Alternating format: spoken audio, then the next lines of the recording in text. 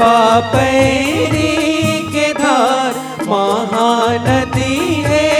अपार इंद्रावती हा पखरे तोर पैया माहू पावे परो तोरे भुइया जय हो छत्तीसगढ़ मैया।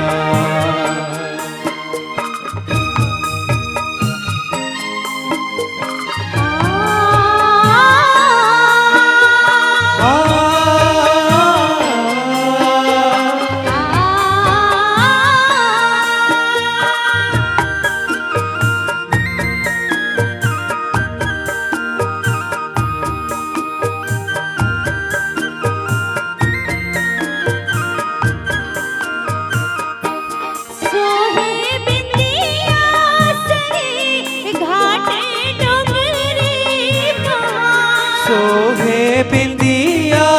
सही घाट डोंगरी पहाड़ चंदा सूरज बने तोर नैना चंदा सूरज बने तोर नैना सुनहा धान रंग लुगरा हरियर रंग सोनहा धान के रंग लुगरा हरियर रंग तोर बोले हवे सुभर बेरा